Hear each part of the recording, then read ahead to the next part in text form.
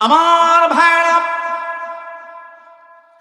যারা কোরআন শিখবে, কোরআনের অর্থ শিখবে, কোরআনের ব্যাখ্যা শিখবে, এক কথায় তাফসীর মাহফিলে গিয়ে গিয়ে কোরআনের বিষয়ে জ্ঞান অর্জন করবে।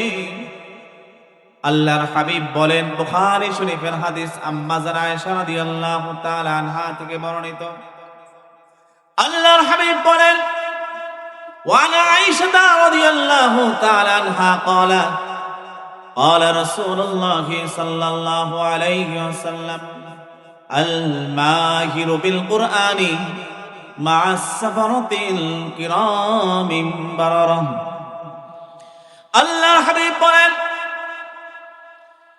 আল্লাহর যে বান্দা কোরআন শিখবে, কোরআনের ব্যাখ্যা শিখবে, কোরআনের অর্থ শিখবে, এক কথায় তাফসীর মাহফিলে গিয়ে গিয়ে কোরআনের বিষয়ে জ্ঞান অর্জন করে পারদর্শিতা অর্জন করবে, আমার আল্লাহ তাআলা কাল কিয়ামতের দিন আল্লাহর সে বান্দাকে জিবরাইল, মিকাইল, ইসরাফিল, আজরাইলের সমপরিমাণ মর্যাদা দান করবে।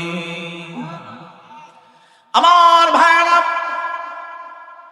আল্লাহ রাসূল বলেন, ইন্না হাযাল কুরআনা হুয়া হাবলুল্লাহিল মাতিন, এই কোরআন হলো আল্লাহ তাআলার মজবুত রশি। মুসলমানদের রশি কয়টা?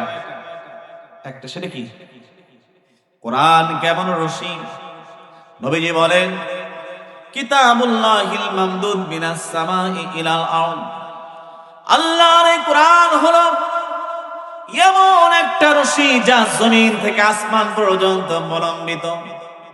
আল্লাহর যে বান্দা এই কোরআন নামক রশিকে মজবুত ভাবে আঁকড়ে ধরবে, আল্লাহ কোরআন তাকে টেনে টেনে টেনে টেনে আল্লাহ জান্নাত পর্যন্ত পৌঁছিয়ে দেবে।